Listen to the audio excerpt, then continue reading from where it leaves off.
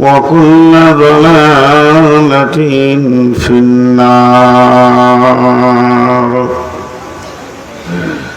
فقد قال الله تبارك وتعالى في كلامه المجيد وفرقانه الحميد. أعوذ بالله من الشيطان الرجيم.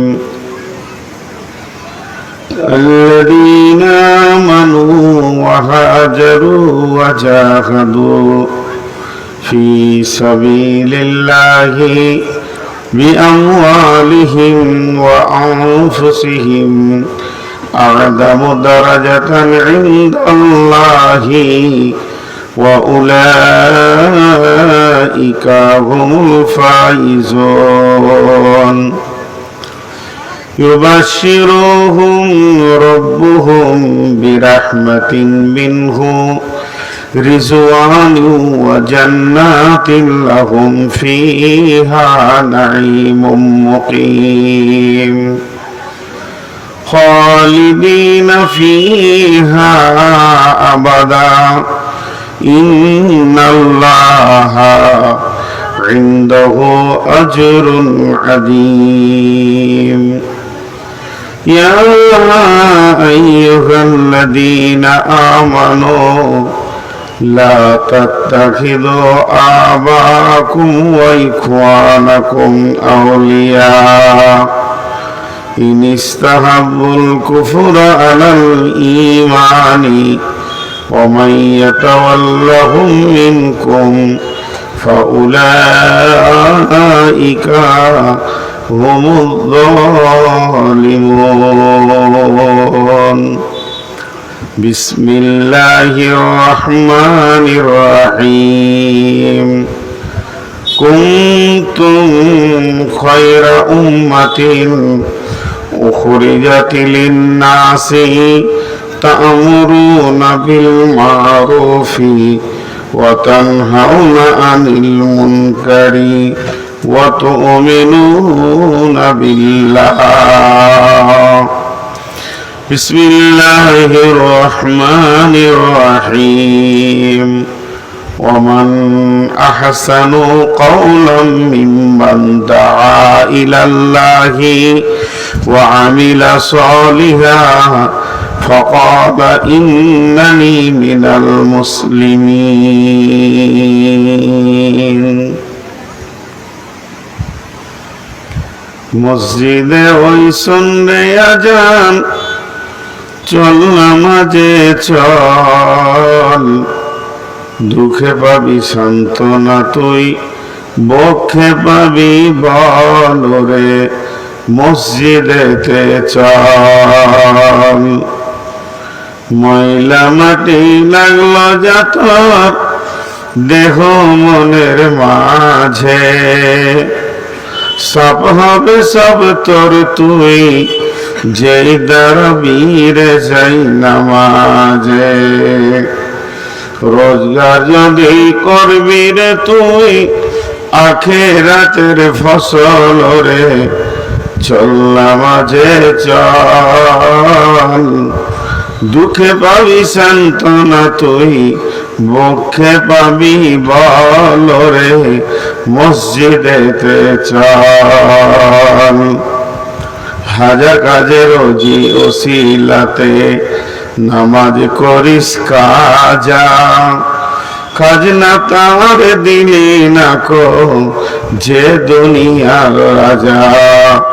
তাকে পাঁচবারে তুই করবি শরণ, তাতেও কেন ছল ওরে, চল নামাজে চল, দুঃখে পাবি সান্ত্বনা তুই, বক্ষে পাবি বল ওরে, মসজিদেতে চল। কার তরে তুই মরিস খেটে, কে হবে তোর সাথী, বেনামাজির আন্ধার ঘরে কে জ্বালাবে বাতি। আল্লাহর নামে শির লোটায়ে জীবন কর সফল, ওরে চল নামাজে চল। দুঃখে পাবি সান্ত্বনা তুই, বক্ষে পাবি বল। মসজিদে ওই শোনে আজান, চল নামাজে চল। দুঃখে পাবি সান্ত্বনা তুই, বক্ষে পাবি বল।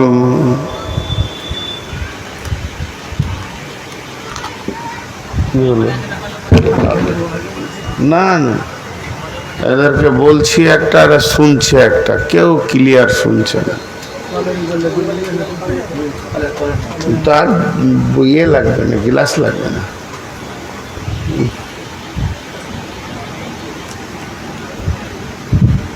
প্রিয় সভাপতি, সামনে আমার অতিথিবৃন্দ ও দিনদার ইমানদার মুমিন ভাই সকল, পর্দা থেকে শুননেওয়ালি মুমিনা মা ও বোনেরা,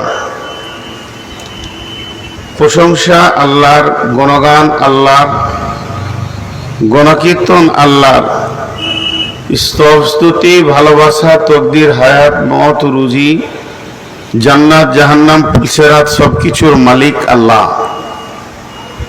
যে মহান মুনিব আজকে আমাদেরকে এক তাবলীগী কেন্দ্রিক আয়োজিত মাহফিলে সকলকে এনে হাজির করেছেন, আমরা সেই মহান মুনিবের দরবারে শুকরিয়া করি আলহামদুলিল্লাহ। দরুদ ও সালাম বর্ষিত হোক আখিরি পয়গম্বর নবী মুহাম্মদ রাসূলুল্লাহ সাল্লাল্লাহু আলাইহি ওয়াসাল্লামের উপর।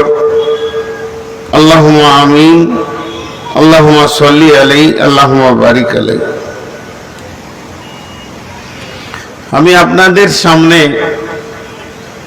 গ্রন্থ মুকুট আল কোরআন থেকে কয়েকটি আয়াত তেলাওয়াত করেছি, যেগুলোকে সামনে রেখে কয়েকটি কথা বলবো বলে নিয়ত করেছি। যদি আমার মাবুদ আমাকে তৌফিক দেন, তো আমার তৌফিক ইল্লা বিল্লাহি আলাইহি তাওয়াক্কালতু ওয়া ইলাইহি উনীব। রাসূলুল্লাহ সাল্লাল্লাহু আলাইহি সাল্লাম, যিনাকে আল্লাহ তাবারাক ওয়া তাআলা শেষ নবী করে পাঠিয়েছিলেন, তিনার জিন্দেগিটা দুইটা ভাগ করে দিয়েছিলেন। তিনি নবী মুহাম্মদ সাল্লাল্লাহু আলাইহি সাল্লাম মক্কি, তিনি নবী মুহাম্মদ সাল্লাল্লাহু আলাইহি সাল্লাম মাদানী। তিনি 10 থেকে 12 বছর মক্কায় কাটিয়েছেন, আর এই 10 থেকে 11 বছর মদিনা মানওয়ারায় কাটিয়েছেন। আজও মদিনায় শুয়ে আছেন। এই জন্য তেনাকে বলা হয় নবী মক্কি, নবী মাদানী। মক্কায় জন্ম নিলেন, মদিনায় শুয়ে গেলেন। তো তিনি 10 থেকে 12 বছর যখন মক্কায় ছিলেন, শুধু একটা বিষয়ের উপরে মেহনত করেছিলেন, সেটা হলো ঈমান এবং আল্লাহর ভয়, আখিরাতের ভয়। আল্লাহর উপরে ঈমান, আখিরাতের উপরে ঈমান, কিতাবের উপরে ঈমান, ফেরেশতার উপরে ঈমান, তাকদীরের উপরে ঈমান। এই যে পূর্ণাঙ্গ ঈমানের উপরে তিনি মেহনত করেছিলেন। আর মাদানী জিন্দেগিতে সমস্ত আমলগুলো আসলো। ঈমান এমন একটা শক্তির নাম যে সমস্ত আমলকে টানবে। আজকে এই কয়েকজন যুবক উদ্যম নিয়ে আপনারা সকলে একত্রিত হয়ে যে আজকে রাত্রে প্রোগ্রামটা করছেন, এখানে কোনো কালেকশন নেই। কেন? তাবলীগী জলসা, তাবলীগী জলসা। বাল্লিগ, তাবলীগ, বাল্লিগ মানে পৌঁছানো, কিছু পৌঁছিয়ে দেওয়া। আপনার কাছে আপনার আল্লাহর কথা, আমার কাছে আমার আল্লাহর কথা, আমার রসুলের কথা পৌঁছিয়ে দেওয়া।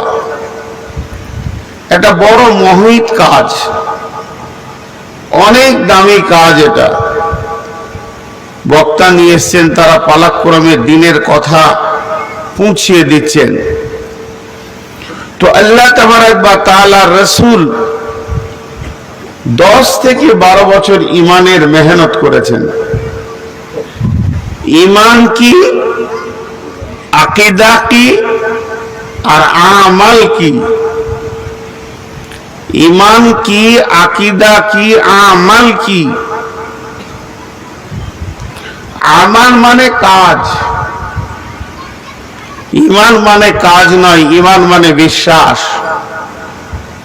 আকীদা দৃঢ় বিশ্বাস, ইয়াকিন, এর উপরে আর কোনো বিশ্বাসই হতে পারে না। আল্লাহর উপরে বিশ্বাস, আখিরাতের উপরে বিশ্বাস, ফেরেশতার উপরে বিশ্বাস, কিতাবের উপরে বিশ্বাস, নবীদের উপরে বিশ্বাস, তাকদীরের উপরে বিশ্বাস। আমি একটা উদাহরণ আপনাদেরকে দিব। ট্রাক্টর নামে একটা যানবাহন, মালবাহী যানবাহন নয়, মালবাহী গাড়ি দুনিয়াতে আছে। তোর একটা ইঞ্জিন আছে আলাদা, আর টলি আছে আলাদা। তো টলিতে মাল চাপানো যায়, যে টানে সে হলো ইঞ্জিন।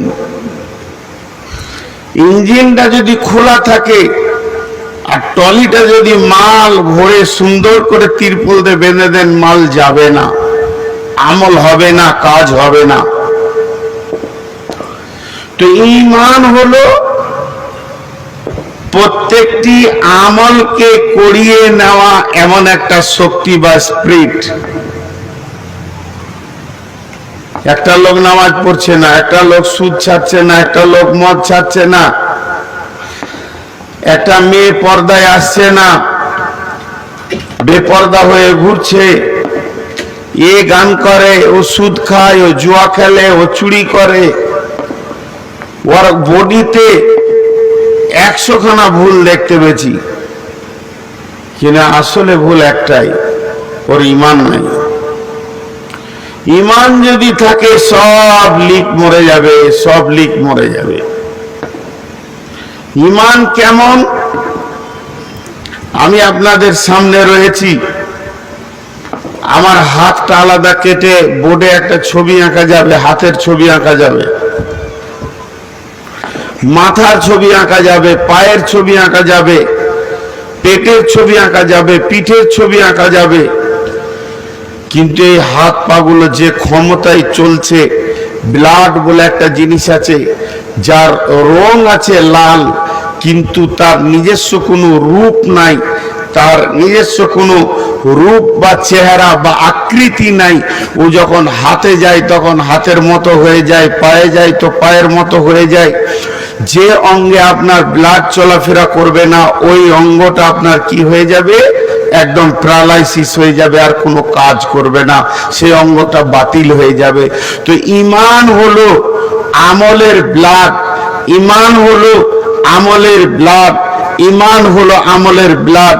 যে আমলের ভিতরে ঈমান নাই, ওই আমলটা অচল, ওই আমলটা কাজে লাগবে, ওই আমলটা আল্লাহর কাছে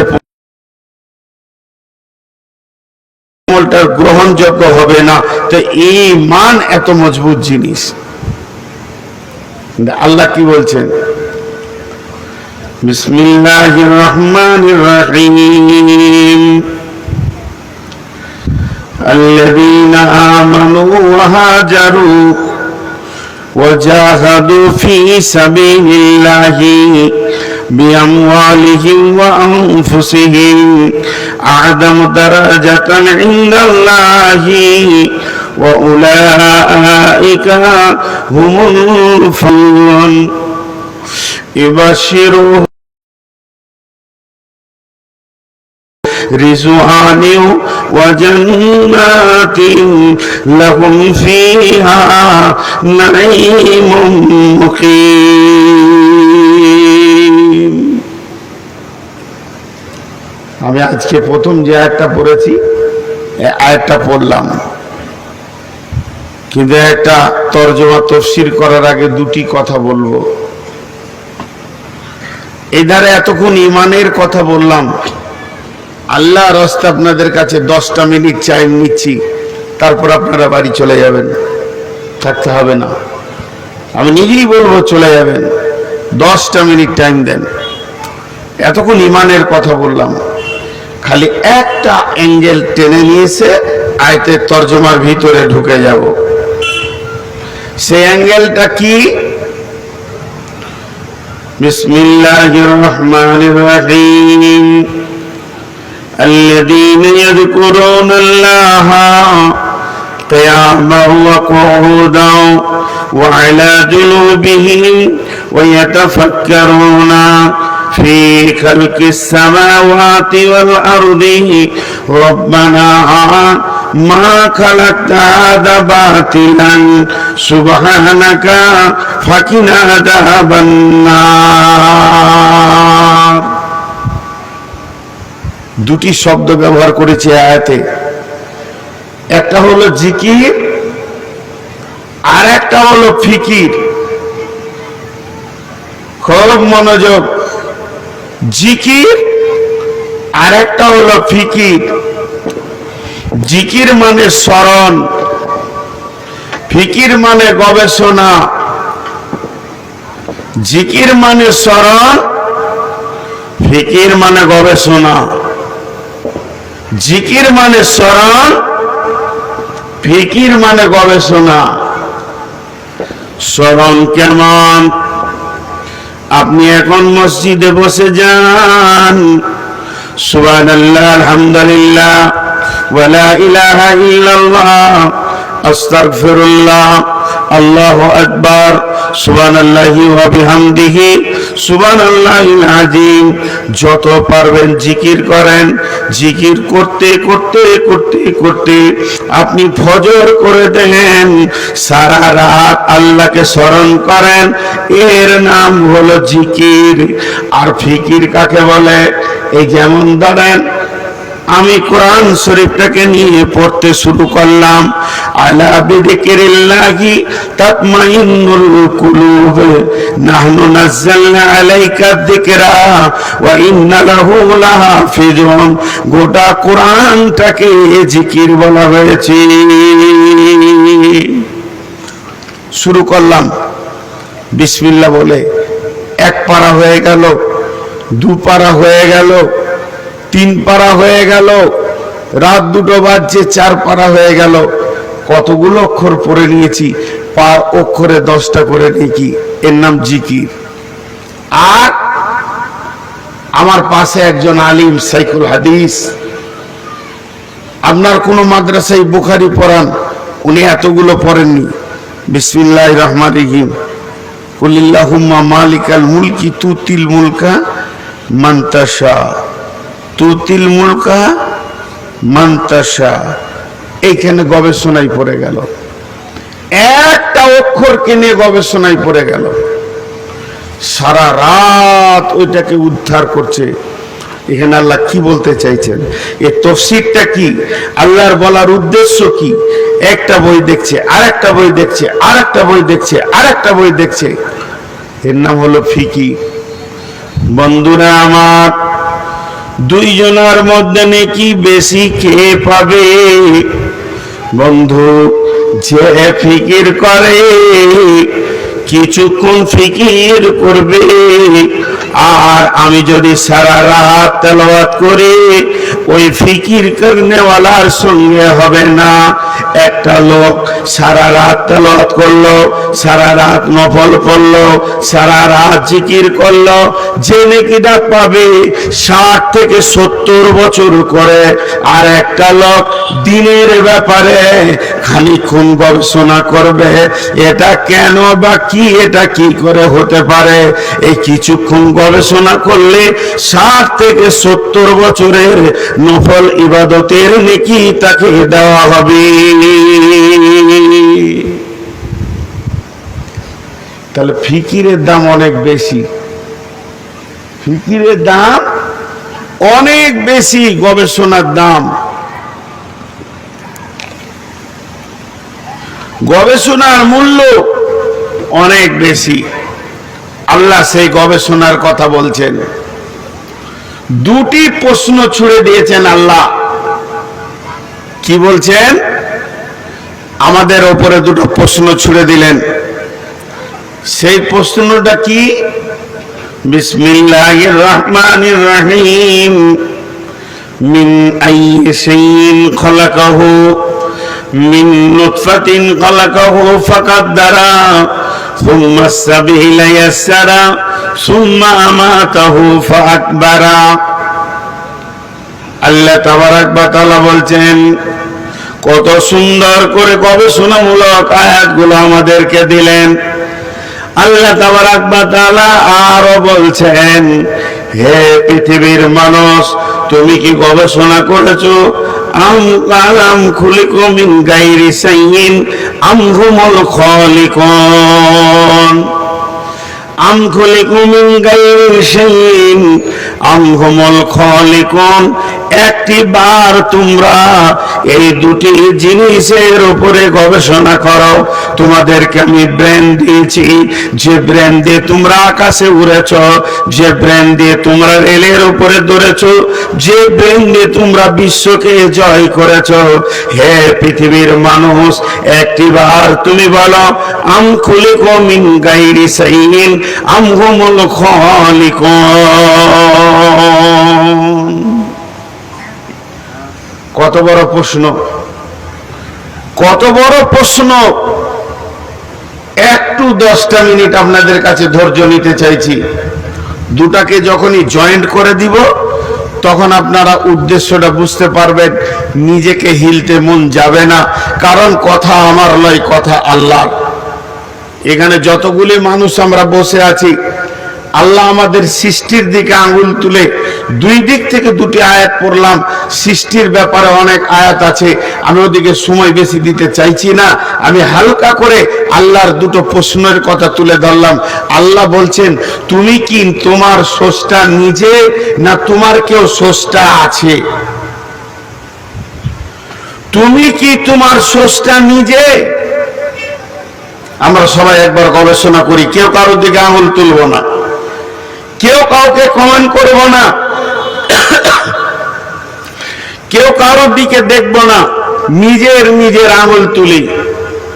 আল্লাহ বলছেন, তুমি কি নিজে নিজে পৃথিবীতে এসেছো, না তোমাকে কেউ পাঠানেওয়ালা পৃথিবীতে আছে? হে আমার গোলাম, একটিবার তুমি নিজের বুকে হাত দাও। সারা জীবন একে দেখেছো, ওকে দেখেছো, তাকে দেখেছো, ওর ত্রুটি দেখেছো, ওর ভুল দেখেছো। তোমার ব্রেনটাকে 50 বছর লোকের ভুল দেখতে দেখতে শেষ করে দিয়েছ।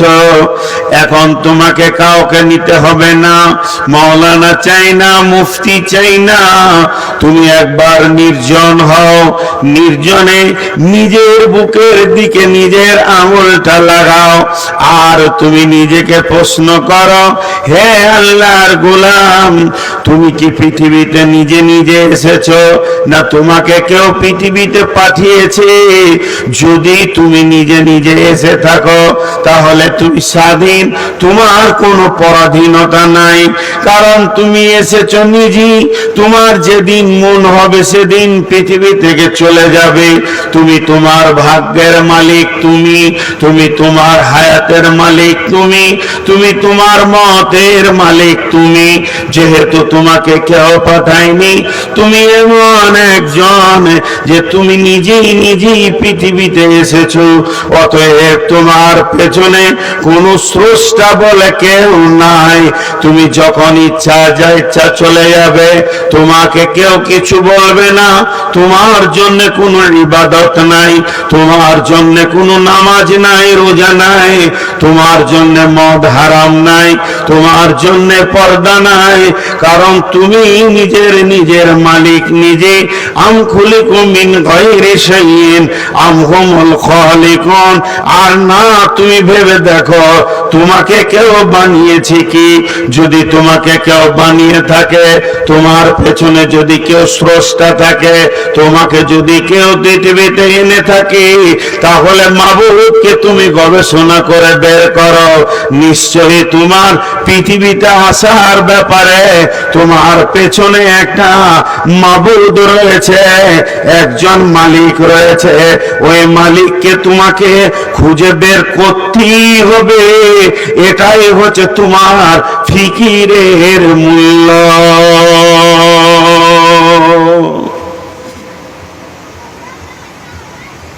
তুমি কি নিজের স্রষ্টা নিজে? হ্যাঁ, আমি আমার নিজের স্রষ্টা। ভেজাল চুকে গেল। তোমার সঙ্গে আর হাদিস কোরআনের কিছু নাই। যদি আপনার আমার ব্রেন বলে না, আমি আমাকে বানাইনি, আমাকে বানানেওয়ালা কেউ আছে, আমাকে বানানেওয়ালা কেউ আছে, সে কেউটাকে আমি অনেক জায়গায় একটা ছোট্ট প্রশ্ন করি, আজকেও করছি। এই যে গ্রীষ্মের সময় বেশি দেখা যায় মশা মাছি, জি মশা মাছি মানুষকে কাটে, বিরক্ত করে, এগুলো কোনো কাজে লাগে? জোরে বলেন, মশা মাছি কোনো কাজে লাগে? জীব লোক মুখ খুলে না। মশা মাছি কোনো কাজে লাগে? লাগে না। তাহলে আল্লাহর একটা ভুল পাওয়া গেল। মশাকে বানিয়েছে কে? আল্লাহ। মাছিকে বানিয়েছে কে? তাহলে বিনা কাজের মাল আল্লাহ তৈরি করে। পাগল রাস্তায় হাঁটে, ওর কোনো উদ্দেশ্য নাই, কিন্তু সুস্থ ব্রেনের মানুষ হাঁটবে, উদ্দেশ্য নাই, এটা হয়? পাগল একটা দা লিয়েছে, নিয়ে একটা বাঁশ কেমনি করে কোপাইছে, ওকে জিজ্ঞাসা করছি কি করবি, তো হাসছে। বিনা উদ্দেশ্যে কাজ করে পাগল। আর সুস্থ যার ব্রেন, সে একটা কঞ্চিকে কাটলেও জানতে হবে এর পেছনে ওর কোনো উদ্দেশ্য লুকিয়ে আছে। তাহলে বিনা উদ্দেশ্যে সফর করে, বিনা উদ্দেশ্যে কাজ করে, সে হলো পাগল। তাহলে মশাকে বানিয়েছে কে? আল্লাহ। মাছিকে বানিয়েছেন কে? আল্লাহ। তাহলে এদের কোনো কাজও নাই, ফালতু ফালতু বানিয়েছে। তাহলে আল্লাহ কি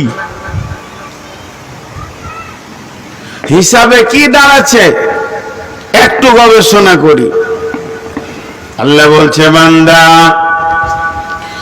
আমি যতগুলো জিনিস তৈরি করেছি তার পেছনে আমি উদ্দেশ্য রেখে দিয়েছি। রব্বানা মা খালাকতা হাযা বাতিলান সুবহানাকা ফাকিনা আযাবান নার। হে আমার গোলাম, আমি যা বানিয়েছি, গোলাম বলছে রব্বানা, হে আমাদের প্রভু, হামা খালাকতা হাযা বাতিলান, আপনি এমন একটা জিনিস বানাননি যেটাকে বাতিল ঘোষণা করে দেবে মানুষ। মানুষের ক্ষমতা নাই। তার মানে পৃথিবীর যত কিছু আপনি বানিয়েছেন, সমস্ত বানানোর পেছনে কাজ আছে। মশার পেছনে কাজ আছে, মাছির পেছনে কাজ আছে, ড্রেনের কীট পোকার পেছনে কাজ আছে, পায়খানা চেম্বারের ভিতরে যে পোকা আছে তারও কাজ আছে। আমি এমন একটা জিনিস বানাইনি যার কোনো কাজে নাই। অতএব আমি রব, আমি পাগল নয় যে উদ্দেশ্যবিহীন আমি কাজ করে থাকি। বিধায় আমার সমস্ত সৃষ্টির পেছনে কাজ রয়েছে। আমরা কাজ বের করতে শুরু করেছি। বাঁশকে কেটে কি সুন্দর প্যান্ডেল বানিয়েছি, পাটকে কেটে সুতা করে কাপড় করে তাকে কত সুন্দর বানিয়েছি। ওমা উতিতুম মিনাল ইলমি ইল্লা কালিল। আল্লাহ আমাদেরকে সামান্য ইলম যা দিয়েছে, এতে আমরা কত কাজ করে নিয়েছি। কার কি কাজ খুঁজে বের করে নিয়েছি। একটা ডিম তার ভিতরে অমলেট আছে, হাফ বয়েল আছে, ফুল বয়েল আছে, তার ভিতরে ভুজিয়া আছে, সব আমরা জানি, বানাচ্ছি। খাসিকে ধরে নিয়ে এসে ওকে জবাই করে ওকে ভুনা খাও, ঝোল খাও, পুড়িয়ে খাও, কাবাব খাও, টিকিয়া খাও, কোফতা খাও, জেনে নিয়েছি।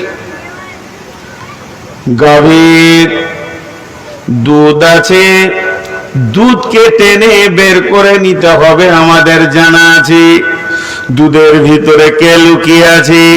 দুধের ভিতরে ছানা আছে, মাখন আছে, দই আছে, রসগোল্লা আছে, ল্যাংচা আছে, চমচম আছে, ঘি আছে, পান্তুয়া আছে, সব আমরা জেনে নিয়েছি। আমরা গরুর ভিতরে কোনটা কিভাবে খেতে হয় তাও জেনে নিয়েছি। আল্লাহ তাবারাক ওয়া তাআলা বলেন, গোলাম রে, কার কি কাজ? আপনার বলের পাছায় লাঠি দিয়ে চাষ করতে হবে, এটা তোমাদের বিবেকে এসেছে। তাকে কেটে খেতে হবে, বিবেকে এসেছে। পৃথিবীর এমন কোন সম্পদ নাই যেটার পেছনে কাজ নাই। হে মানুষ, তোমার ব্রেন কত মজবুত, আমি তোমাকে কত মজবুত বানালাম।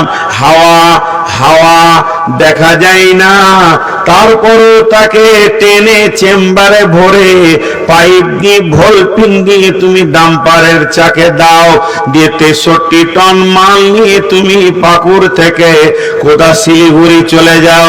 হাওয়াকেও তুমি গোলাম বানিয়েছ, তোমার ব্রেন এত মজবুত। হে মানুষ, আগুনে হাত দিলে তুমি পুড়ে যাবে, সেই আগুনকে তুমি গ্যাসের ভিতরে গোলাম বানিয়ে কাঁচা মাংসকে রান্না করে আনন্দের খাবার খাও। তুমি বিদ্যুৎকে পানি থেকে টেনে বের করে তার ভিতরে এসি চালাও, ফ্যান চালিয়ে আরাম করো। তোমার ব্রেন কত মজবুত। তুমি লোহাকে অ্যালুমিনিয়ামকে দিয়ে ইঞ্জিন তৈরি করে আসমানের উপরে উড়ে যাও, সমস্ত জায়গায় তোমার ব্রেন কাজ করে। কার কি কাজ আছে তুমি জানো, খালি তোমার নিজের কি কাজ এটাই তোমার জানা নাই।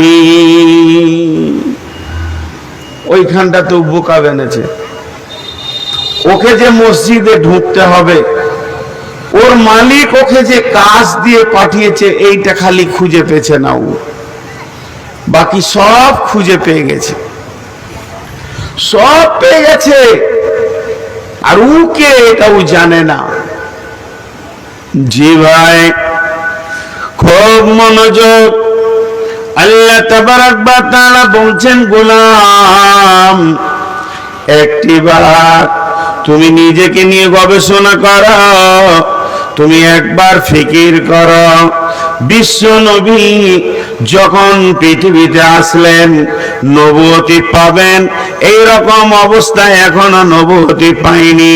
চারিদিকে মেয়েদেরকে জীবিত পুঁতে দেওয়া হয়, কেটে ফেলে দেওয়া হয়, রাহাজানি চিন্তায় মক্কা মদিনা ভরে গেছে। বিশ্ব নবীর ঘুম হয় না, তার মাথায় ফিকির চেপে গেল, জাতি কি নষ্ট হয়ে যাবে, জাতি কি রাস্তা পাবে না। চোখের পানিতে গাড়ে হিরাতে কাঁদতে শুরু করলেন। বন্ধু আমার, বলা বাহুল্য কথায় এতটুকু, আজকে আমি আমার কাজ খুঁজে পেছি না। আমি কে, আমি কেন, আমি কে, আমি কেন, মাত্র দুটি প্রশ্ন করেন। আমি আর আপনাদেরকে নতুন কিছু সবক দিচ্ছি না। আজকে থেকে একটা কাজ করেন, একবার নির্জনতা অবলম্বন করেন, আর দুটি কথাকে নিয়ে একবার গবেষণা করে দেখেন, নিশ্চয়ই আল্লাহ আপনার আমার জন্য হেদায়েতের দ্বারকে উন্মুক্ত করে দেবেন।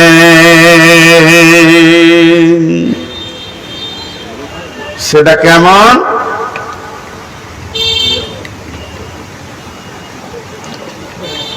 দুটি জিনিস একবার একা একা বলেন, সবাইকে বলছি, যার বিবেকের চেতনতা আছে তাকেই বলছি।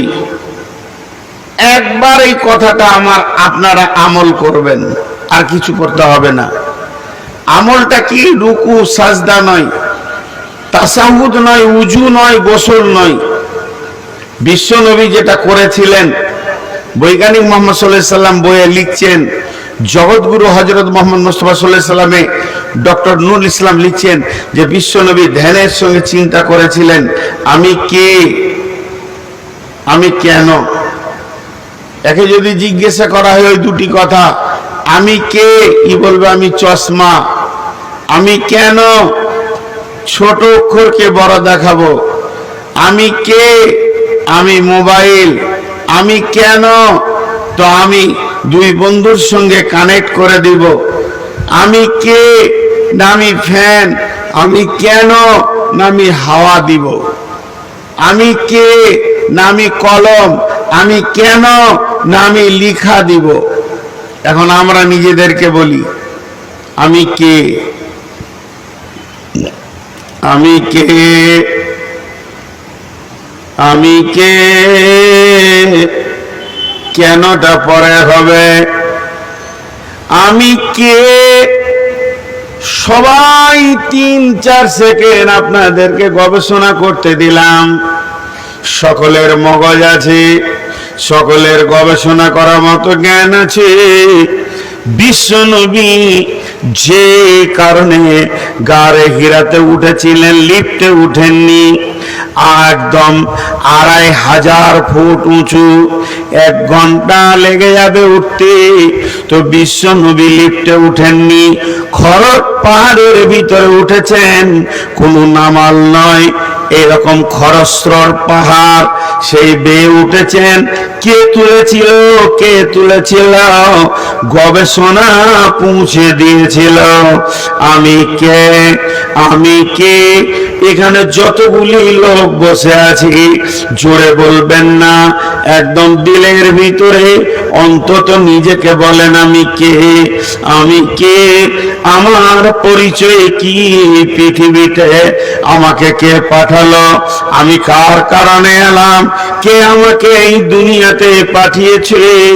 এই গবেষণাটা করবেন তো দেখবেন 3খানা কথা আপনার বিবেক আপনাকে বলবে। 1 নম্বরে আমি কি, আমি আল্লাহর গোলাম, এটা আমার প্রথম পরিচয়। 2 নম্বর আমি কে, না আমি হযরত আদমের সন্তান। আমি কুত্তার পেটে হয়নি, আমি শূকরের পেটে হয়নি, আমি গরু গাধার পেটে হয়নি। আমি যে পৃথিবীতে এসেছি, আমার রব আমাকে মানুষের পেটে পৃথিবীতে পাঠিয়েছেন। তাহলে আমি কে, মানে আমি আদমের সন্তান। প্রথম নম্বর, 1 নম্বর পরিচয় আমি আল্লাহর গোলাম। 2 নম্বর পরিচয় আমি হলাম আদম সন্তান। নাম্বার 3 আমি কে, এটা আরেকবার বলেন, আমি কে। তো আমার আপনার বিবেক বলবে, হতভাগা, তো 3 নম্বর পরিচয় হচ্ছে এই পৃথিবীতে তুই হলি নবী মুহাম্মদুর রাসূলুল্লাহ সাল্লাল্লাহু আলাইহি ওয়াসাল্লামের উম্মাহ।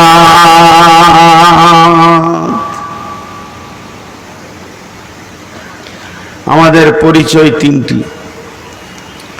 আর ওই ধারে বসে বলে রেখে দিয়েছি জমাতে, ঈমান বড় মজবুত জিনিস। 2 মিনিট পর কাজে লাগবে ও কথাটা। তাহলে এখানে যতগুলি লোক বসে আছি, আমাদের পরিচয় হলো 3টি। 1 নম্বর হলো আমি আল্লাহর গোলাম। তাহলে আমাকে আল্লাহ এখানে পাঠিয়েছেন, আমাকে পাঠানো হলো আল্লাহ, অন্য কেউ নয়। জি ভাই, আজকে আমাকে কমিটির ছেলেরা নিয়ে এসে স্টেজে তুলেছে, চেয়ার দিয়েছে, মাইক দিয়েছে। তা আমি জিজ্ঞেস করছি কি করবো জি, তা আমি জানি না কেন আমাকে দাওয়াত করা হয়েছে। আমি সেই কাজ করতে শুরু করে দিয়েছি। আপনি একটা ভালো কারিগর, আপনাকে নিয়ে গিয়ে ফ্যাক্টরিতে দেয়া হলো, তা আপনাকে বলতে হবে কি করতে হবে, জানি না। তাহলে আমার প্রথম পরিচয় হলো আমি আল্লাহর গোলাম, আমি অন্য কারোর গোলাম নয়। আল্লাহ তাবারক ওয়া তাআলা বলেন, তোমার প্রথম কাজ কি, التائبون العابدون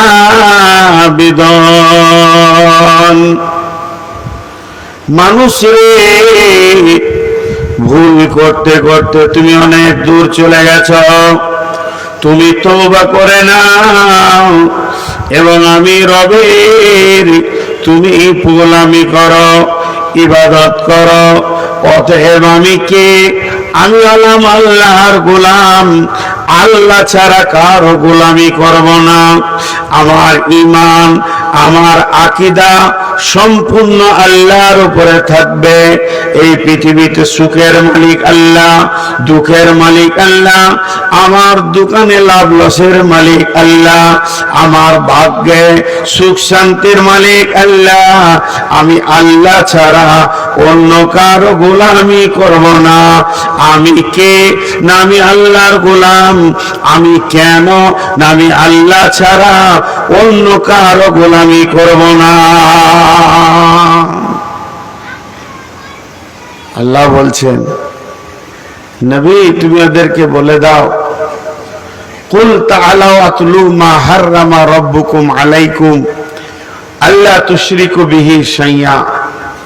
হে আমার নবী, তুমি ওদেরকে বলে দাও, আমার আয়াতকে তেলাওয়াত করে শুনিয়ে দাও, আমার গোলাম আমি ছাড়া অন্য কারো যেন ইবাদত না করে। মাশাআল্লাহ, আপনাদের এলাকা সম্পর্কে আমি যথেষ্ট অবগত। এই এলাকাতে আমাদের এলাকার মতো অত জমজমাটি শিরক নাই, তবে ব্যবহার জগতে অনেক মুশরিক দেখা যায়। আমি আল্লাহর গোলাম, এই গোলামিত্ব থেকে আমাকে কেউ সরাতে পারবে না। কিন্তু আজ মানুষ আল্লাহর উপরে বিশ্বাস কতটা আছে? দোকানকে মাবুদ মনে করে নিয়েছে।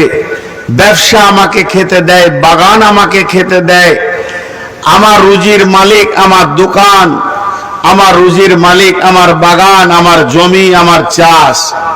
কিন্তু না, প্রকৃত মালিক হলেন আল্লাহ। আমি আল্লাহ ছাড়া কারো কাছে মাথা নামা করব না। আল্লাহ তাবারাক ওয়া তাআলা বলেন, ইন্নাহু মান ইউশরিক বিল্লাহি ফাকাদ হারামাল্লাহু আলাইহিল জান্নাতা ওয়া মাওয়াহুন নার। নিশ্চয়ই যারা পৃথিবীর বুকে শিরকের মতো গুনাহ করবে, আল্লাহ ছাড়া অন্য কারো উপরে ভরসা করবে, আল্লাহ ছাড়া অন্য কাউকে ভয় করবে, আল্লাহ ছাড়া অন্য কারো উপরে সে নিজের জিন্দেগির ভরসা করবে, সাজদা করবে, এই শিরকওয়ালা ব্যক্তিকে জীবনে আল্লাহ জান্নাতে দেবেন না, এদের জাহান্নাম হবে ঠিকানা। অতএব আমার আল্লাহ বলেন, আমার আল্লাহ বলেন, তুমি তোমার পরিচয়ের প্রথমেই তুমি পেয়ে গেছো। তুমি হলেন তুমি হচ্ছ আদমের সন্তান, তুমি হচ্ছ এক আল্লাহর গোলাম। যে আল্লাহর গোলামি ছাড়া দ্বিতীয় কারো গোলামি করা যাবে না, কারো কাছে দাসত্ব স্বীকার করা যাবে না। যা কিছু করা যাবে তো আল্লাহকে কাছে চাইতে হবে। যেহেতু আমি তওবা করনে वाला, আমি ইবাদত করনে वाला, আমি প্রশংসা করনে वाला। আত-তাইবুন আল-আবিদুন আল-হামিদুন আস-সাইহুন, আমি রুজু होने वाला, আমি গুনাহ থেকে ফিরে আসনে वाला, আমি রুকু করনে वाला, আমি সাজদা করনে वाला। আমি যখন মসজিদে যাব আল্লাহকে সাজদা করব, আল্লাহর কাছে অবনত মস্তককে নামিয়ে দিব, সারেন্ডার হয়ে যাব। আমি এমন একজন আমাকে পৃথিবীতে পাঠিয়েছে, তিনি বলেন আমার মাবুদ, তাকে ছাড়া আমি অন্য কোনো পূজা করতে পারবো না। আমাদের এলাকায় এমনও মুসলিম আছে বাঁশের পূজা করে। জি, মাদার নাম শুনেছেন? আপনারা শুনেননি? ইংরেজিতে বলে মাদার মানে মা, এরা ইংরেজি বলে না। চারটা বাঁশ কেটে নিয়ে আসবে, দুটো বড় দুটো ছোট, যাকে ভালো করে গোসল করাবে, ওইটা ওদের পিরসাব হয়ে গেল মাদার। সেই বাঁশগুলোকে আতর খুশবু কাপড় চড়িয়ে ওদের বিয়ে দিবে। ওই বিয়েতে ভোজ হবে, গাঁকে গাঁ। এমন একটা ঘর নাই যে ঘরে 10টা 20টা কুটুম আসেনি। মাদারের বিয়ে, এই 4খানা বাঁশ মাজারে রেখে দিয়েছে, ওদের বিয়ে হবে। প্রতি বছর বিয়ে হয়, বিয়ে করতে যায় আর ঘুরে চলে আসে। আজ হলো না, তার সামনে বছর হবে। এই করে চলছে 60-70 বছর ধরে। এই মুসলমান সেই বাপ মাদারের কাছে চায়, পীরের কাছে চায়, গাউসের কাছে চায়, কুতুবের কাছে চায়। জি, খাজা বাবা, দাতা বাবা, পীর বাবা, এদের বাবার শেষ নেই। আল্লাহ বলছে এর থেকে সাবধান। তুমি তোমার পরিচয় প্রথমেই ভেবে নাও তুমি আমার গোলাম। আমি ছাড়া তোমার কারো গোলামি করা চলবে না। জান চলে যাবে, মরে যাব, তো আল্লাহর গোলামি ছাড়বো না। আল্লাহ নবী বলছেন মাআজ লা তুশরিক বিল্লাহি শাইয়া ওয়া ইন কুতিলতা আও হুরিকতা। মাআজ রে,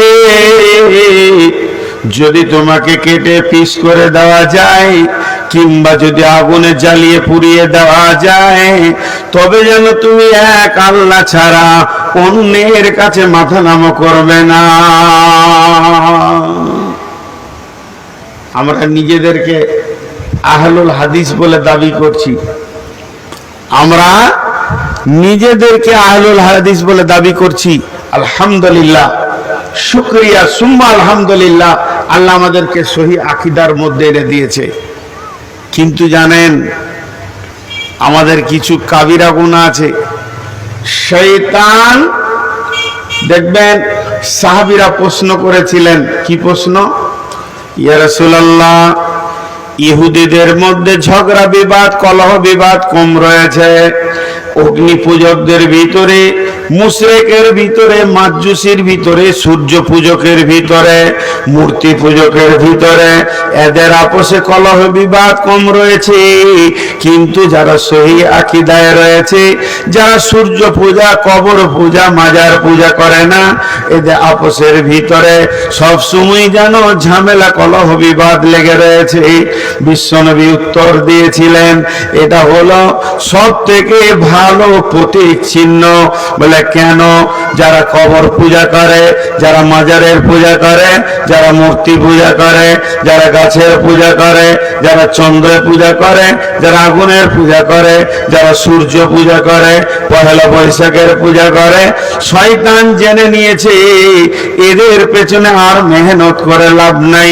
এরা মূলেই মরে গেছে, এরা আমার জাহান্নামের সঙ্গী হয়ে গেছে। কিন্তু যে কটা সহি আকীদায় আছে, এরা তো আর কোনোদিন পূজা করবে না। এদেরকে লাখ টাকা কোটি টাকা ঢেলে দিলেও মূর্তির কাছে মাথা নত করবে না, এরা মাজারের কাছে যাবে না। তাহলে এদের ভিতরে কলহ বিবাদটা লাগিয়ে রাখে। আপনার শিরকের পরে বড় গুনাহ হলো কাতল কিতাল করা। এরা মার্ডার করবে, বড় বড় গুনাহতে ফেসে যাবে। যেমন আল্লাহ আমাদেরকে হেফাজত করেছে শিরক থেকে, কিন্তু পরোক্ষভাবে ঘুরিয়ে আমরা নাক ধরছি, আল্লাহর হুকুমকে তাওয়াক্কা করি না। আল্লাহর একটা আয়াতকে কেউ যদি তাওয়াক্কা না করে, ফুক দিয়ে উড়িয়ে দেয়, ওই লোকটা মুসলিম থাকতে পারে না। সে কখন অজান্তে ইসলামের বাইরে চলে গেছে, ও লোকটা বুঝতেই পারছে না। শয়তান আমাদেরকে এমন কাজে লাগিয়ে রেখে দিয়েছে। গাজীনগরের লোক, জোরে চিল্লাইতে হবে না, ছোট ছোট করে শব্দ দিয়ে উত্তর দেন। গোটা কোরআনের একটা আয়াত ভুল আছে? গোটা কোরআনের একটা আয়াত আল্লাহ যা দিয়েছে তার মধ্যে আল্লাহ অতিরিক্ত দিয়ে দিয়েছে, আমাদের প্রয়োজনের বাইরে দিয়ে দিয়েছে? কথা হ্যাঁ না বলে না? যা আছে তা সব সত্য। একবার বলেন সত্য। তাহলে আয়াতে যেখানে ফারাইজের কথা আছে, বাপ মায়ের জমি বেটা কত পাবে, বেটি কত পাবে, ওইটি ভুল। আবার হ্যাঁ না বলে না? তাহলে বেটিকে ফাঁকি দিয়ে বেটাকে লেখে কেন ডিহি বাড়ি? পরোক্ষভাবে কত বড় গুনাহ করছে, আল্লাহর কালাম পাককে সরাসরি মানতে পারছে না, আঙুল দিয়ে ফুঁক দিয়ে উড়িয়ে দিল। আল্লাহকে বলতে চাইছে, আল্লাহ তুমি বুঝো কম, বেটি নিয়ে চলে যাবে, তার থেকে বেটাকে জমিটা লিখে দিই, জায়গাটা লিখে দিই। মান কাতা মিরাসা ওয়ারিসিহি কাতা আল্লাহু মিরাসাহু ফিল জান্নাতি ইয়াউমাল কিয়ামাহ। এই লোকগুলি কোথায় যাবে? আপনাদের গাজীনগরের লোক এরকম কাজ করে না, আলহামদুলিল্লাহ। না, গাজীনগরের লোক এরকম কাজ করবে না। এত বড় মাদ্রাসা আছে যে ছেলেকে ফাঁকি দিয়ে বেটা, মেয়েকে ফাঁকি দিয়ে বেটাকে ডিহি বাড়ি লিখে দিল, এ কাজ করবে না। হ্যাঁ, মাসার মেম্বাররাই করে রেখেছে স্যার। বলছে প্রতি মাসে করে, বলছে নাকি? জি, তাহলে দেখেন, শিরক করে না কিন্তু আল্লাহর হুকুমকে তাওয়াক্কা করে না। এদের হাতে একটা লাল কালি দিতে হবে, সূরা নিসার ফারাইজের আয়াতটা বের করে দিয়ে বলতে হবে কেটে দে, কেটে দে লাল কালি দিয়ে, দিয়ে বল আল্লাহ তোমার ব্রেন বুদ্ধি কম, তোমার থেকে আমি বেশি বুঝি। আল্লাহ তাবারাক ওয়া তাআলার রাসূল বলছেন, আয় আয় আয়, যেদিন তুমি রেজিস্ট্রি অফিসে সই করেছ সেই ডেটই তোমার জান্নাত তাবদীল হয়ে চলে গেছে তোমার বেটির কাছে। ও পাগলের দল, তুমি জান্নাতের আশা করিও না। এরা আল্লাহর গোলাম, এরা আল্লাহর গোলাম। এরা মূর্তি পূজা করে না, এরা গাছের পূজা করে না, দেবদেবীর পূজা করে না, এরা মাজারের পূজা করে না, আগুনের পূজা করে না, সূর্য পূজা করে না, এরা মনের পূজা করে। এদের মন হলো এদের আল্লাহ, এদের মন এদের আল্লাহ। আল্লাহ তাবারাক ওয়া তাআলা আয়াতকে মানতে পারছে না। এর জন্য আমাদের প্রথম পরিচয় হলো তুমি কে? আমি আল্লাহর গোলাম, আমি গোলামি করব আল্লাহর। আল্লাহর হুকুমের বাইরে পা রাখবো না, আল্লাহর হুকুমের বাইরে পায়ের পদস্খলন আমার ঘটবে না। আমি সম্পূর্ণ আল্লাহর আইনের উপরে চলব, আল্লাহর আইনের বাইরে আমি যাব না। আমার যতটা সম্পত্তি আছে আমি মরে যাব, আমার মিরাসের মালিক যারা হবে ওয়ারিস, তারা সম্পত্তি বের করে আল্লাহর কালাম পাককে সামনে রেখে নিশ্চয়ই তারা তিলে তিলে ভাগ করে নেবে। কিন্তু যখনই আমি এই কাজটা করে দিয়েছি, হে আমার বন্ধু, আমি আপনাকে জাহান্নামী বলতে পারবো না, আমার বলার ক্ষমতা নাই। তবে বড় বড় মুফাসসিরিনরা বলছেন, পৃথিবীর বুকে যদি জীবিত কোনো জাহান্নামী দেখবে তো ওই লোকটাকে দেখো যে নিজের মিরাসের ওয়ারিসকে ফাঁকি দিয়ে আর একজনকে জমি জায়গা লিখে দিল।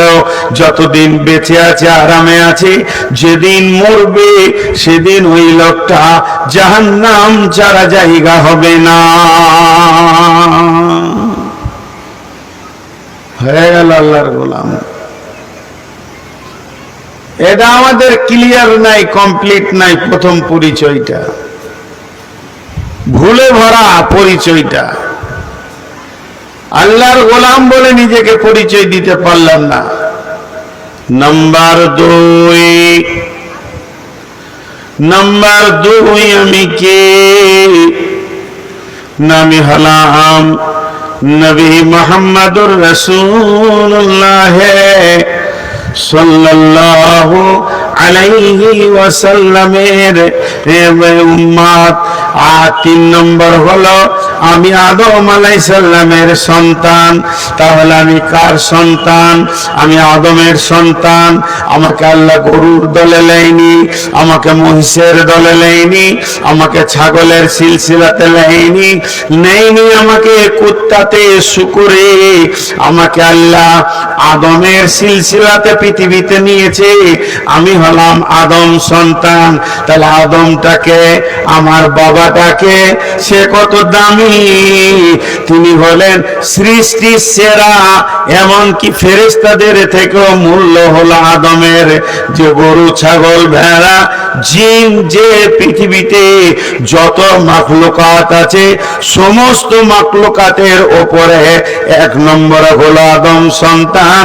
এর উপরে কোনো মাখলুক নাই, এর উপরে কোনো দামি কেউ নাই। তাহলে আমি এই পৃথিবীর বুকে সব থেকে দামি মাখলুকের সন্তান।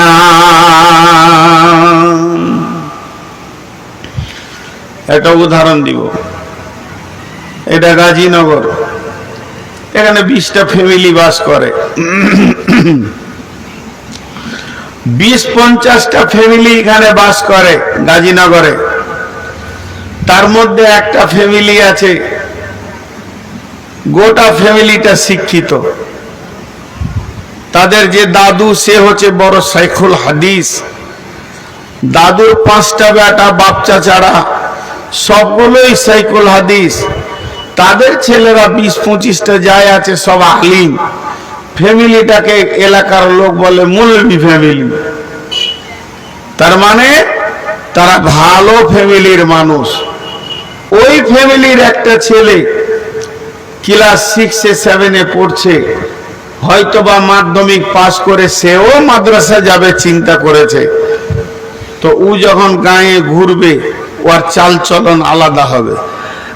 অন্য ফ্যামিলি, ডাকাত ফ্যামিলি, লুচ্চা ফ্যামিলি, জোয়ারি ফ্যামিলি, মাতাল ফ্যামিলি ছেলেদের মতো ওর হবে না। ওর পেছন দিকে একটা টান থাকবে, কি আমি হলাম আলিম ফ্যামিলির ছেলে। ও ওইখানে তাস চলছে যাব না, ওইখানে জুয়া চলছে যাব না, ওইখানে লুডু চলছে যাব না, চায়ের দোকানে বসবো না, 1 কাপ চা খাবো চলে যাব। তার চাল চলন আলাদা হবে। তো এই পৃথিবীটাকে আল্লাহ সাজিয়েছেন গরু, ছাগল, হাঁস, মুরগি, কুত্তা, শিয়াল, বাঁদর, বাঘ, ভালুক, ঘোড়া, মহিষ দিয়ে। তার ভিতরে একটা দল আছে মানুষ। যদি কেউ নিজের পরিচয় নিজে জানে, তখন সে নিজেকে মনে মনে বলবে, কুত্তা মরার কাছে থাকবে, আমি যাব না। শুকর ড্রেনে থাকবে, আমি ওখানে থাকবো না। কারণ আমি আদম সন্তান, সৃষ্টিকুলের সেরা। শুধু তাই নয়, গরু, ছাগল যেদিকে যাবে আমি যাব না। আমি তো তাদের মতো প্রাণী পৃথিবীতে নয়। আমাকে উন্নত মানের বানানো হয়েছে। আমি তাসের আড্ডায় যাব না, আমি সুদের কাছে যাব না। আমার বাপ ছিল নবী, আমি আদমের সন্তান, মানে নবীর সন্তান। বিদায় আমার চাল চলন নবীর ফ্যামিলির মতো হবে। আমি উঁচু নিচু করতে পারবো না। অর্থাৎ পৃথিবীর যত নোংরা জায়গা আছে, যে নিজের পরিচয়ের বুঝ পেয়ে যাবে, ওই লোকটাকে ওই নোংরা জায়গায় পাওয়া যাবে না। তাসের আড্ডায় পাওয়া যাবে না, জুয়ার আড্ডায় পাওয়া যাবে না, লুচ্চামিতে পাওয়া যাবে না, মেয়েদেরকে বেহায়াতে পাওয়া যাবে না, সুদের আড্ডায় পাওয়া যাবে না। কারণ তার বুঝে এসে গেছে, আমি এমন একটা মানুষের সিলসিলায় পৃথিবীতে এসেছি, আমি আদমের সন্তান, অর্থাৎ আমি নবীর সন্তান। আমার দ্বারা ভুল হতে পারে না। ভুল হবে আদম সন্তানের, কিন্তু আমি নোংরামিতে থাকবো না। তাহলে আমাদের দুটো পরিচয় হয়ে গেল। পরিচয় দুটি কি? একটা পরিচয় আমি আল্লাহর গোলাম, আল্লাহ ছাড়া কারো গোলামি করব না।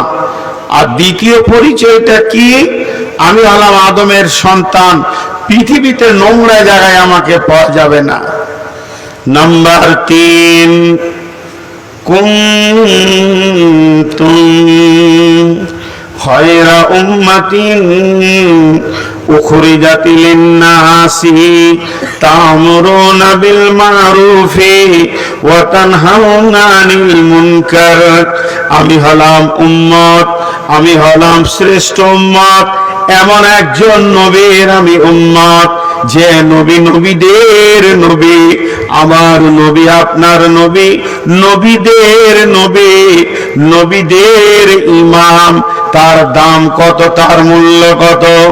একবার যদি আমি ভাবি আমি শেষ নবীর উম্মত, আমার দাম অনেক বেশি। আল্লাহ বলেছেন কুনতুম খায়রা উম্মাতিন, তোমরাই হলে শ্রেষ্ঠ উম্মত, তোমরা হলে দামি উম্মত, তোমরা হলে মজবুত উম্মত। কুনতুম খায়রা উম্মাতিন উখরিজাত লিন-নাসি, তোমাদেরকে মানুষের জন্য বের করা হয়েছে, তোমরা কেন শ্রেষ্ঠ উম্মত? তা'মুরুনা বিল মা'রুফি ওয়া তানহাউনা আনিল মুনকারি, তুমি সৎ কাজের আদেশ করবে, অসৎ কাজের নিষেধ করবে, এর জন্যই তুমি শ্রেষ্ঠ উম্মত।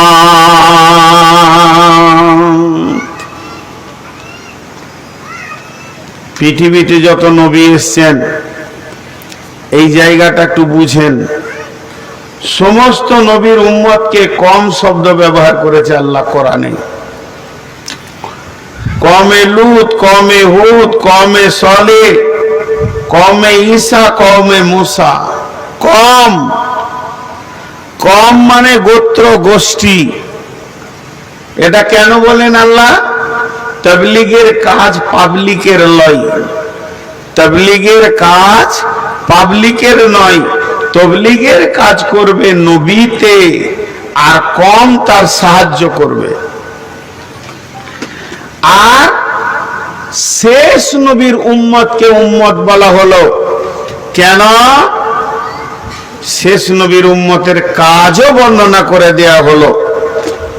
আমরা দেখতে সুন্দর তাই যে না, তাহলে আমরা জ্ঞান বিজ্ঞানের যুগে আছি তাই আমাদের দাম জি না, তাহলে আমরা নবী এখন নাই, এই অবস্থায় আমরা জীবন কাটাচ্ছি, তার মূল্য না। তাহলে আমাদের কি হাত পা বেশি মজবুত অন্য উম্মতের থেকে? তাও না। তাহলে আমাদের দাম কেন অন্য উম্মতের থেকে বেশি?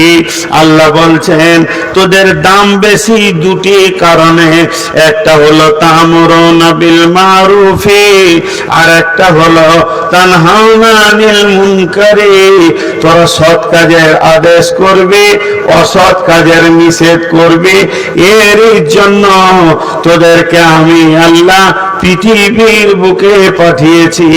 অতএব কুনতুম খায়রা উম্মাতিন উখরিজাত লিন-নাসি, তোরা হলি শ্রেষ্ঠ উম্মত, তোদেরকে আমি বেছে নিয়েছি, তোদেরকে আমি মানুষের ভিতরে পাঠিয়েছি।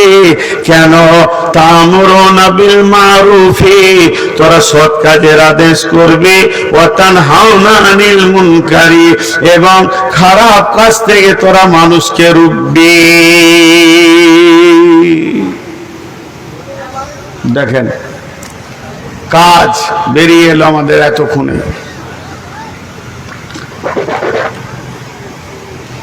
আমাদের কাজটা এতক্ষণে বেরিয়ে এলো। আমরা শ্রেষ্ঠ উম্মত কেন? না আমরা সৎ কাজের আদেশ করব আর অসৎ কাজের নিষেধ করব, এর জন্য আমরা শ্রেষ্ঠ উম্মত। আল্লাহ কোরআনে বলে দিলেন। তাহলে এই যে প্রথম যে কথাটা আমি বলেছি, কথাটা কি ছিল? প্রথম কথাটা ছিল আমার পরিচয়টা আমি নিজে জানি। লোকের তো দিকে সারা জীবন তাকালাম, নিজের দিকে কতক্ষণ তাকালাম? তাহলে আমার পরিচয়টা আমি এতক্ষণে পেয়ে গেলাম। আমি হলাম আল্লাহর গোলাম, আমি আদমের সন্তান, আর আমি শেষ নবীর উম্মত। শেষ নবীর যে কাজ আমার সে কাজ, আমাদের কাজ অন্যগুলো বুঝে আসে, কিন্তু এটা বুঝে আসে না। আল্লাহ বুঝে আসে না বলে ক্লিয়ার বলে দিলেন, তোরা সৎ কাজের আদেশ করবি, অসৎ কাজের নিষেধ করবি, এই জন্যই তোদেরকে পৃথিবীতে পাঠানো হয়েছে। দেখেন একটা ছোট্ট উদাহরণ দিই, উদাহরণগুলো একটু মন দিয়ে শুনবেন। একটা বাচ্চা ছেলে, 3 বছর 4 বছরের ছেলে, আব্বার সঙ্গে দোকানে যায় বাড়ি আসে, দোকানে যায় বাড়ি আসে, চকলেট খায়, ভাজা খায়, চিপস খায়, বিস্কিট খায়, আব্বার সঙ্গে যায়, কেক খায়, চলে আসে। ছেলেটা আস্তে আস্তে বড় হলো, মাধ্যমিক পাস দিল, দোকানে গিয়ে বসে আছে, পড়াশোনা করছে, একটা কাপড় চোপড় লাগলো, চলে এলো। মাধ্যমিক পাস করে ফেলেছে, 3 মাস বাড়িতে বসে আছে, ছেলে যোগ্য হয়ে গেছে। আব্বা বলছে চ বেটা দোকান যাই, দোকানটা খোলো। দোকানটা খুলে ঝাঁটফাট দিয়ে বসলো। আবার দুপুরে গেল ভাত টাত খেয়ে, তো বাপ তখন একটু রেস্ট করার জন্য ক্যাশ বাক্সের উপরে মাথাটা দিয়ে হালকা করে চোখটা লাগিয়ে আনছে। এমন সময় একটা খরিদ্দার এসেছে, এসে বলছে গামছা আছে গো, লুঙ্গি আছে? বলে হ্যাঁ আছে, বসে। কি লুঙ্গি নেবে? বলে লাট্টু। দিলে বের করে, লুঙ্গিটা ভালো, পছন্দ হলো। কত দাম? 800। তখন দোকানদার বলছে, খরিদ্দার বলছে বাবা 750 হবে না? 700 হবে না? বলে চাচা বলিয়েন না, কম্পিটিশনের বাজার, আজকাল ব্যবসা করে লাভ আছে, যাকে আপনি পুরাতন মানুষ, 5 টাকা কম দেন কি 10 টাকা কম দেন, দিয়ে 790 টাকায় বেচে দিলে। বেচে দিয়ে টাকা নিয়ে পকেটে রাখলে, তো বাপ বুঝে নিলে ছেলে আমার কাজ বুঝে নিয়েছে। এরপরে পরের দিন চাবিটা দিয়ে বলছে তুই দোকানটা খোল, আমি আসছি। ঠিক ছেলে কাজ বুঝে নিছে। ছুতোর মিস্ত্রি, কাঠ মিস্ত্রির বেটা বসে আছে, বাপ একটু টিফিন করছে, ও তখন রেঁদাটা গেলে খুজুর খুজুর করছে। তার মানে ও বুঝে নিয়েছে ভবিষ্যতে আমাকে এই কাজটা করতে হবে। সবাই ঠিক কাজ বুঝে নিচ্ছে, নিজের ব্রেন দিয়ে বুঝে নিচ্ছে, কিন্তু আমার এখানে কাজ কি? আমি যে উম্মত নবীর, সেই নবীর যা কাজ আমারও তাই কাজ। তিনি ছেড়ে চলে গেছেন। হাজ্জাতুল বেদাতে বলেছিলেন, হে আমার উম্মত, তোমাদেরকে দায়িত্ব দিলাম, আমার আনিত দিন আমি তোমাদের কাছে পৌঁছে দিলাম, কিন্তু আমি চলে যাওয়ার পর আমার উম্মতের কাছে তোমরা পৌঁছাতে থাকবে। তাদের কাজ বুঝিয়ে দেওয়া হয়েছে, কিন্তু আমরা এত অলস, আমরা কাজ বুঝতে রাজি নই। আমরা কাজ বুঝতে রাজি নই। দেখেন আমরা কত গাফলতিতে পৌঁছিয়ে গেছি, যে আমার কি কাজ এটা আমি আর খুঁজে পেছি না। সবই পেছি দুনিয়ার ব্যাপারে, এদিকে পেছি না। এর জন্য আল্লাহ বললেন তোদের কাজ হচ্ছে সৎ কাজের আদেশ করবি এবং অসৎ কাজের নিষেধ করবি। যে আয়াত আপনাদের সামনে পড়েছি, আল্লাহ কাজের কথা বলছেন ওখানে। আবু বকর সিদ্দিক রাদিয়াল্লাহু তাআলা আনহু যখন রাসূলুল্লাহ সাল্লাল্লাহু আলাইহি সাল্লামের কাছে ঈমান আনলেন, হযরতে আবু বকর যখন ঈমান আনলেন, তখন সময়টা ছিল সন্ধ্যা। সন্ধ্যা ঠিক মাগরিবের সময় ধরেলেন, তখন তো 5 ওয়াক্তের নামাজ আসেনি। তো যাই হোক, সন্ধ্যার টাইমে ঈমান আনলেন। রাসূলের হাতে হাত দিয়ে তিনি কালেমা শাহাদাতের সাক্ষী দিলেন, আশহাদু আল্লা ইলাহা ইল্লাল্লাহ ওয়া আশহাদু আন্না মুহাম্মাদান আবদুহু ওয়া রাসূলুহু। এখনো 24 ঘন্টা পার হয়নি। আবু বকরের বিজনেস কি ছিল? কাপড় গাঁঠি বেঁধে মাথায় করে ফেরি করে করে করে করে করে বেচতেন আবু বকর। কাপড় মাথায় করে ফেরি করে বেচতেন।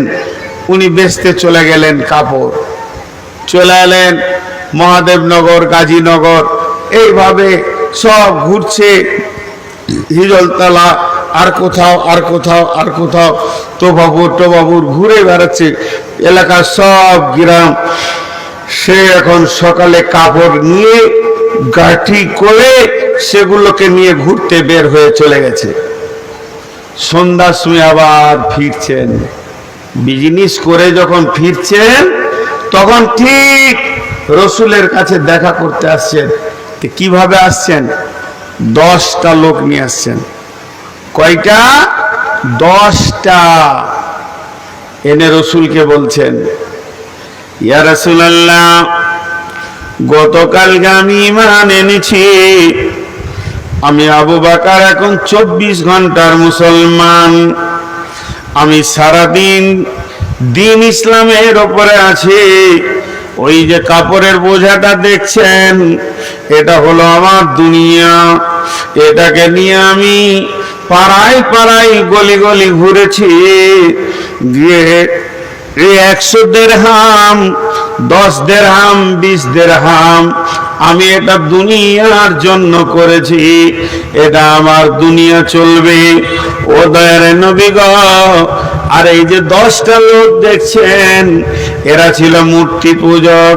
আমি 24 ঘন্টায় মেহনত করে 10 জন লোককে কালেমা পড়িয়ে আপনার কাছে নিয়ে এসেছি।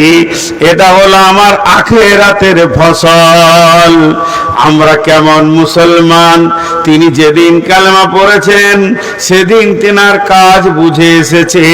আমি যেমন ঈমানওয়ালা, আমি যেমন ইয়াকিনওয়ালা, দৃঢ় বিশ্বাসওয়ালা হলাম, ওই রকম যার কাছে ঈমান নাই, আমি ঈমানকে পুশ করব, আমি ঈমানকে তার কাছে পৌঁছে দেব, ঈমানের ট্রান্সফার দিতে থাকব, আর একটা একটা করে মুসলমান বানাতে থাকব।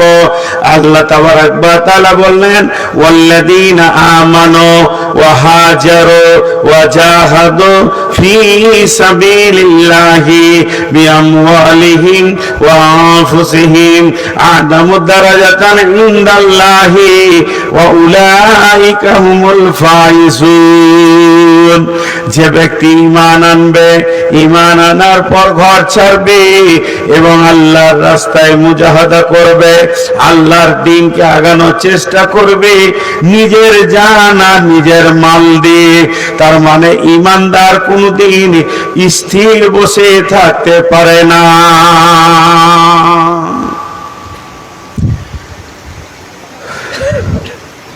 বিয়ে হয়েছে, এই হলো 1 মাস হলো, নতুন নতুন বিয়ে, আনন্দে দিন কাটছে।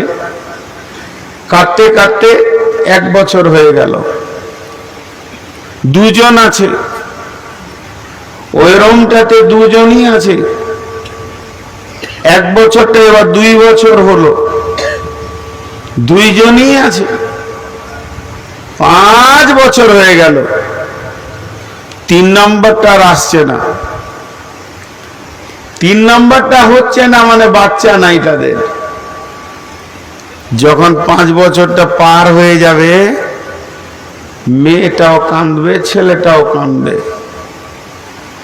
মেয়েটাও কাঁদবে, ছেলেটাও কাঁদবে।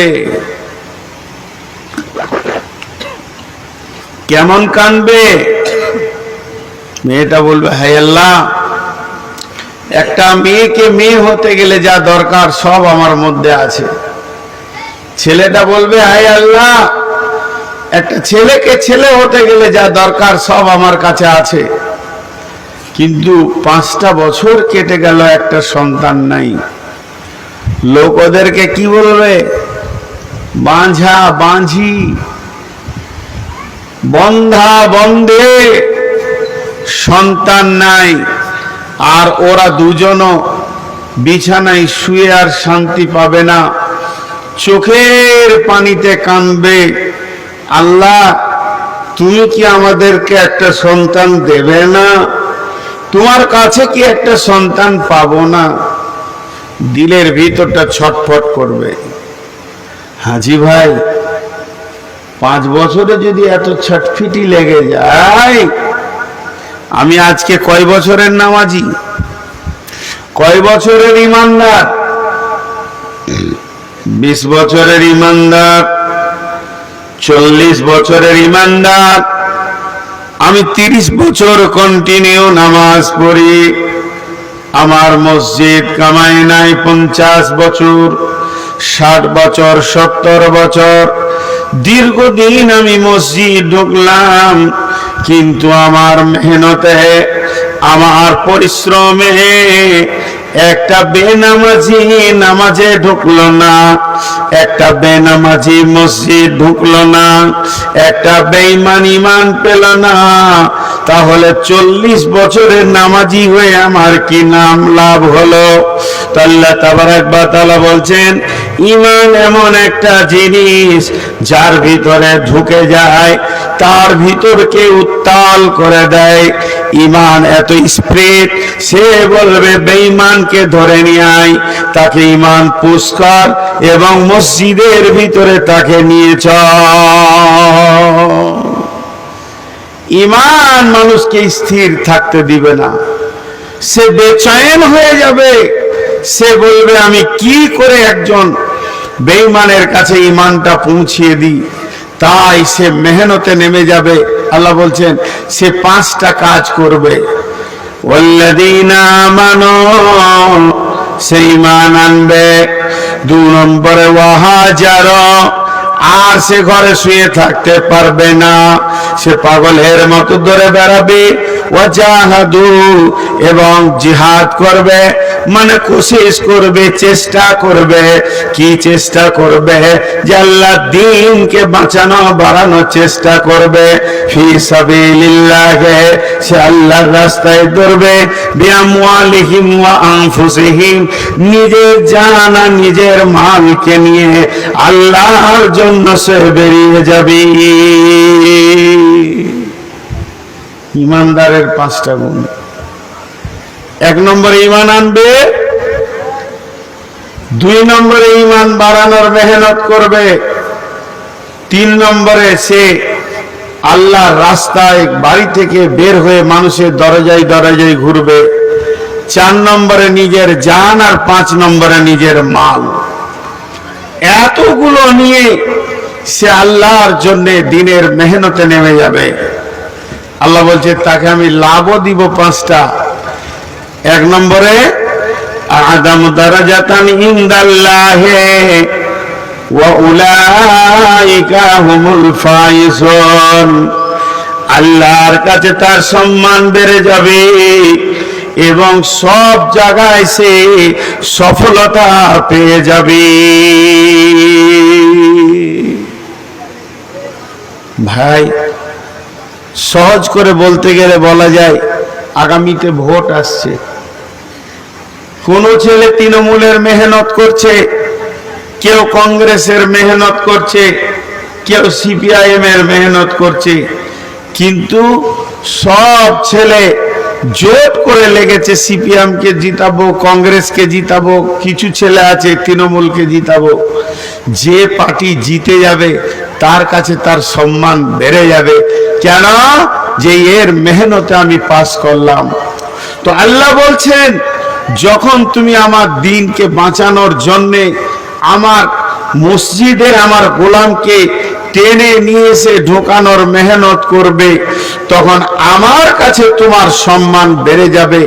ওই রকম বাড়বে যেমন এমএলএ এমপির সম্মান বেড়ে গেছে তাদের কাছে, তেমনি আমার কাছে তোমার ঈমান সম্মান বেড়ে যাবে। কেন না তুমি আমার দ্বীনের মেহনত করছো। আর কি হবে? ওয়া উলাইকা হুমুল ফাইজুন, সব জায়গায় তুমি সফলতা পাবে। আজকে আমরা হাই রোডের ধারে বাস করছি, সবুজ সিগন্যাল আছে, লাল সিগন্যাল। যদি সবুজ সিগন্যাল থাকে তো গাড়ি চলবে, লাল সিগন্যাল হলে গাড়ি বন্ধ, যেতে পারবে না। কেন? লাল সিগন্যাল। কিন্তু একটা গাড়ি আছে যে লাল সিগন্যাল মানবে না, বেরিয়ে চলে যাবে, সেই গাড়িটাকে অ্যাম্বুলেন্স বলা হয়। এর জন্য কোনো লাল সিগন্যাল নাই। ঠিক ওই রকম আল্লাহ বলছেন, যারা আমার দিনের মেহনত করবে, লোকের দরজায় দরজায় দিনকে পৌঁছাবে, তার জন্য কবরে, হাসরে, পুলসেরাতে, মিজানে আর যত জায়গায় কঠিন রয়েছে, কোন রকম লাল সিগন্যাল থাকবে না। সে সব জায়গায় সফলতা পেয়ে যাবে এবং জান্নাতের দিকে আগাতে থাকবে, সে জান্নাতে চলে যাবে। ইউবাশশিরুহুম রাব্বুহুম, আমার আল্লাহ বলছেন তাদের তরফ থেকে, তাদের রবের তরফ থেকে তাদেরকে সুসংবাদ দাও। তারা আরো কয়টা জিনিস পাবে। ইউবাশশিরুহুম রাব্বুহুম বিরাহমাতিন, তাদের আল্লাহর তরফ থেকে, তাদের রবের তরফ থেকে তাদেরকে সুসংবাদ দাও, তারা আল্লাহর রহমতের আওতাভুক্ত থাকবে, আল্লাহর শান্তির আওতাভুক্ত থাকবে। ওয়ারিজওয়ানেও, এবং তাদের উপরে আল্লাহ সন্তুষ্ট থাকবে। আল্লাহর সন্তুষ্টি কত দাম! আল্লাহ যদি সন্তুষ্ট চিত্তে একবার আপনার আমার দিকে তাকায়, তাহলে বন্ধুরে জাহান্নাম হারাম হয়ে যাবে। সেই রকম আল্লাহ তাদের উপরে সন্তুষ্ট চিত্তে দেখবে। ইবাশশিরুহুম রাব্বুহুম বিরাহমাতিন মিনহু ওয়া রিজওয়ানিহু, আল্লাহ রাজি থাকবে। ওয়া জান্নাতিল লাহুম ফিহা নাঈমুম মুকিম, এবং তাদের ঠিকানা হবে এমন একটা জান্নাতে, যে জান্নাতটা সব সময় স্থিতিশীল থাকবে, যার ডেট কোনোদিন এক্সপায়ার হবে না। এখানে কি কি বললাম? এখানে বললাম তাদের উপরে তারা প্রথমে সম্মান পেয়ে যাবে আল্লাহর কাছে। যারা এই 5টা কাজ করবে, 1 নম্বরে ঈমান আনবে, 2 নম্বরে ঘর ছাড়বে, 3 নম্বরে মানুষের দরজায় দরজায় ঘুরবে, 4 নম্বরে নিজের মাল, 5 নম্বরে নিজের জান, এইগুলো নিয়ে দিনকে বাঁচানোর চেষ্টা করবে। তা আল্লাহ বলছে তাদের প্রথম নম্বর লাভ হবে, আমার কাছে তার সম্মান বেড়ে যাবে। শুধু সম্মান বাড়বে না, তাদের জন্য সমস্ত জটিল জায়গাগুলো আসান করে দিব, সব জায়গায় সফল কাম দেখবে। শুধু এটা নয়, তাদের রবের তরফ থেকে আর একটা সুসংবাদ রয়েছে, তাদের উপরে রহমত বর্ষিত হবে, তারা রহমতের আওতাভুক্ত থাকবে। এই পর্যন্ত শেষ নয়, আল্লাহ তাদের উপরে রাজি থাকবেন এবং আমার আল্লাহ তাদেরকে এমন একটা জান্নাত দেবেন, যে জান্নাতটা হচ্ছে স্থিতি জান্নাত। আজ আমার বয়স 53, আগামী বছর 54, কিন্তু জান্নাতে স্থিতি। সমস্ত গত বছরের আম এখন স্টোরে পাওয়া যাবে, কিন্তু সেই স্বাদ পাওয়া যাবে না। আর জান্নাতে কোটি কোটি বছর একই স্বাদ থাকবে, সেই জান্নাতে দেয়া হবে। সেই জান্নাতটা কেমন জান্নাত? যার তলদেশে রয়েছে নদী প্রবাহমান, পানি বইতে রয়েছে। বক্তব্যের শুরু থেকে শেষ পর্যন্ত 2 মিনিট একবার বলবো। আমি শুরু করেছিলাম কি দিয়ে? যে দৃঢ় বিশ্বাস, ঈমান এমন একটা মজবুত জিনিস, সেটা যদি কারো হয়ে যায়, এসে যায়, সব কাজ আসান হয়ে যাবে। একটা ছোট উদাহরণ দিই, উদাহরণটা মন দিয়ে শুনেন। একটা ছেলে মাথা পাগলা, রাস্তায় হাঁটছে। ছেলেটা কিন্তু এইচএসসি স্কলার ছিল, খুব ভালো রেজাল্ট করেছিল। হঠাৎ তার ব্রেনের গোলমাল, রাস্তায় হাঁটছে, ড্যান্স দিচ্ছে, একটা পায়ের জুতা নাই আর একটা আছে, উল্টা করে পড়েছে, বিরাজ করেনি, চোখে মেচিড়ি লেগে আছে, মাথায় চিরুনি করেনি, তেল মাখেনি, গোসল করেনি, বোতাম ঠিক মতো লাগায়নি। মানে ওর বডিতে 100টা ভুল দেখা যাচ্ছে, 100টা ভুল। এমন সময় বহরমপুরের ডাক্তার, ব্রেনের ডাক্তার এমনি করে তাকিয়ে দেখছে, ছেলেটার কি ব্যাপার রে? গোটা সমাজ ওর 100টা ভুল পেয়েছে। ডাক্তার ওকে নিয়ে গেল, টেবিলে শুইয়ে দিয়ে এক্সরে করে দেখছে ওর ব্রেনে একটা রগে গোলমাল আছে, টিউমার হয়ে গিয়ে রগের সার্কুলার বন্ধ। অপারেশন করে বের করে দিল, কাজ ক্লিয়ার হয়ে গেল, ছেলেটা সুস্থ হলো। ওর ব্রেন যখন ঠিক হয়ে গেল, জামা কাচা পরিষ্কার, আয়রন করা, বোতাম ঠিক লাগিয়েছে, জুতা ঠিক লাগিয়েছে, ব্রাশ করেছে, চুল কেটেছে, চুলকে আঁচড়েছে, এত যত ভুল ছিল 100টা ঠিক হয়ে গেছে। তার মানে কি বুঝলাম? যে ওর আসলে ব্রেনের যোগাযোগটা গোলমালের কারণে এই ভুলগুলো হচ্ছিল। ভুলগুলো ভুল নয়, কারণ ওর ব্রেনটা গোলমাল ছিল, তাই ভুল হয়েছিল। আজকে সমাজের দিকে আপনি তাকান, জুয়াতে ভর্তি, লুডুতে ভর্তি, মাতালে ভর্তি, লুচ্চাতে ভর্তি, নামাজে নাই, রোজা নাই, যে যার জমি পারে লিখে লেয়, মেয়েরা বেপর্দা থাকে, লুচ্চামি করে, লুচ্চারা ঘুরে, রান্ডিরা ঘুরে, নানা রকম সমাজটা ভর্তি হয়ে গেছে। শুধু এগুলো দোষ নয়, আসল দোষ হচ্ছে এদের কাছে ঈমান জিনিসটা নাই। এই জন্যে রসুলের মতো গুরু, রসুলের মতো গুরু, রসুলের মতো গুরু, সাহাবীদের মতো শিষ্য, শুধু ঈমান শিখতে সময় লেগেছিল 10 থেকে 12 বছর। আমরা তো ঈমান শিখিনি, আমাদের ঈমান তো সেই মজবুত নয়, তাই তাদের এত ঈমান মজবুত হয়ে গেছিল, তারা সব গুনাহ থেকে নিজেকে বাঁচিয়ে সব নেকি করতে পেরেছিল। তাই আমার প্রথম দিকের বক্তব্য ছিল যে তাবলীগে জালসা, প্রকৃত তাবলীগ যদি আমরা ঈমানকে মজবুত করতে পারি, সমাজের সব লিক ঠান্ডা হয়ে যাবে।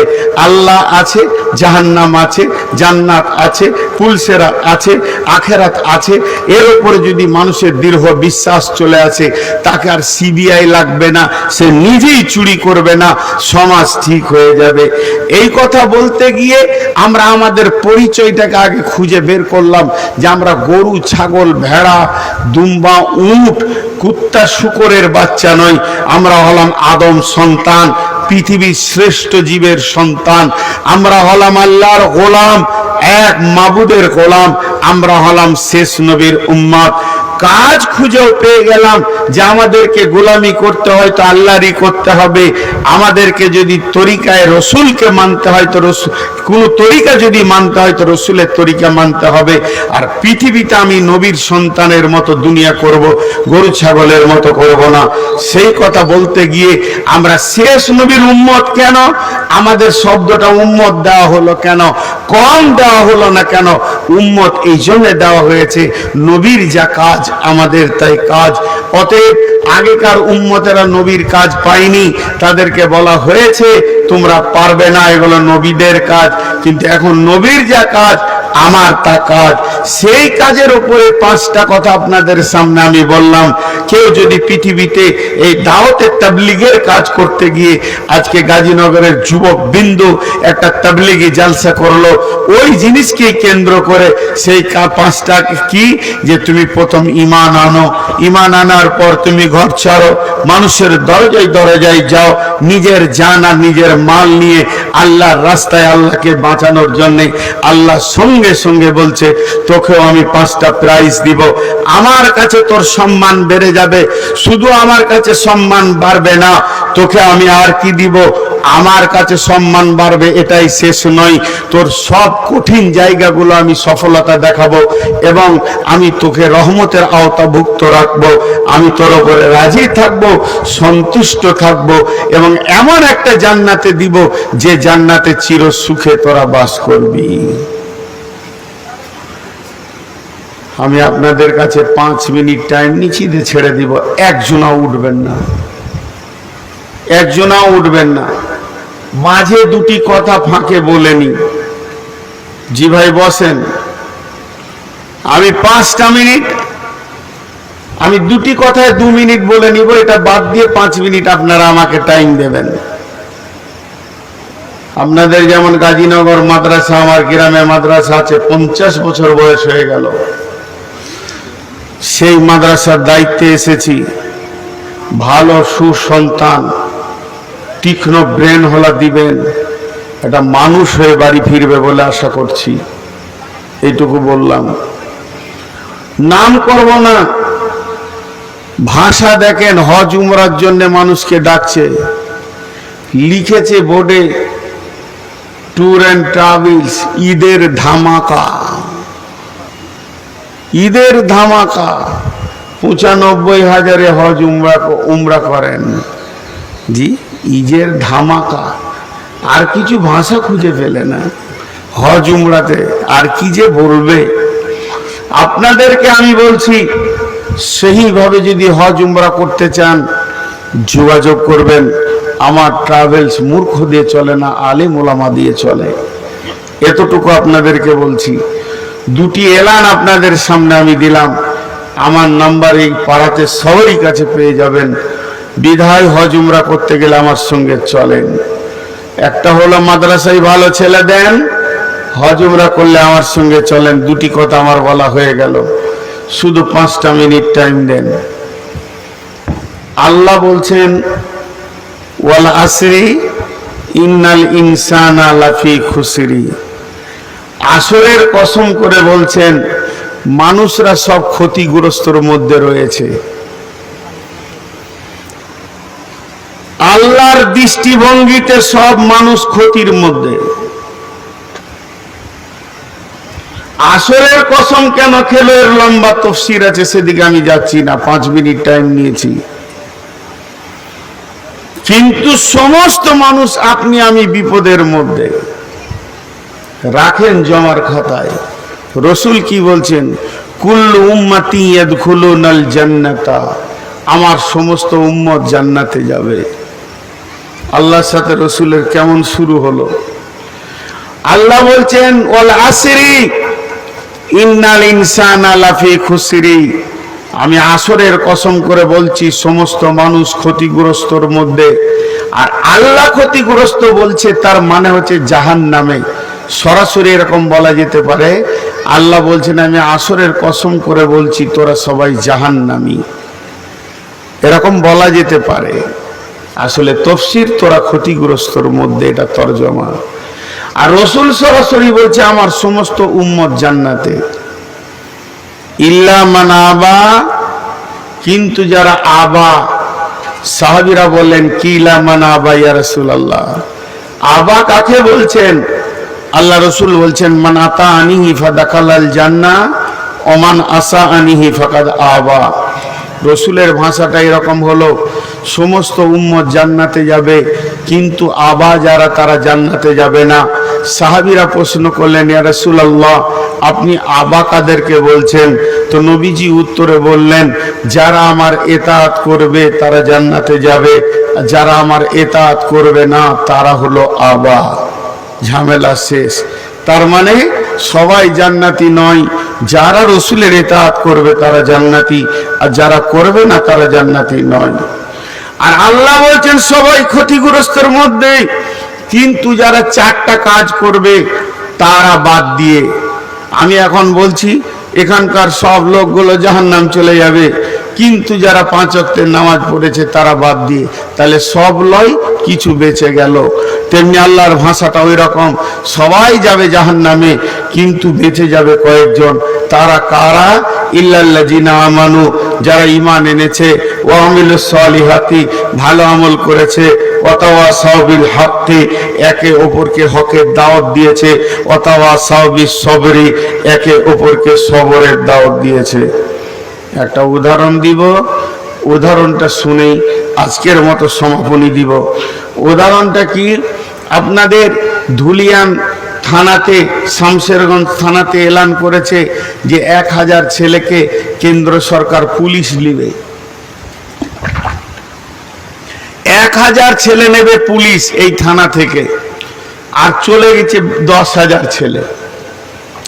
দিয়ে শর্ত লিখেছে কি, মাধ্যমিক পাস হতে হবে, 5 ফুট হাইট হতে হবে, 53 কেজি ওজন হতে হবে, আর সিনাটা 36 ইঞ্চি হতে হবে। 4টা শর্ত, একটা বাদ গেলে হবে না। একটা ছেলে গিয়েছে, সিনাটা 36 ইঞ্চি ঠিক আছে, 53 কেজি ওজন ঠিক আছে, 5 ফুট হাইটও ঠিক আছে, কিন্তু স্কুল দেখেনি, হবে না। একজন মাধ্যমিক কেন, এইচএস পাস, 53 ইঞ্চি ছাতি, দুটা মিলে গেছে, আর 5 ফুট 10 ইঞ্চি এটাও মিলে গেছে, কিন্তু ওজন হচ্ছে 40 কেজি, চলবে না। কারণ ও 53 কেজি ওজন হতে হবে। একটা ছেলে গেছে, ওজন 53 কেজি, মাধ্যমিক পাস, 36 ইঞ্চি তার বুকের সেনা, কিন্তু তার হাইট হচ্ছে মাত্র 1.5 ফুট, চলবে না।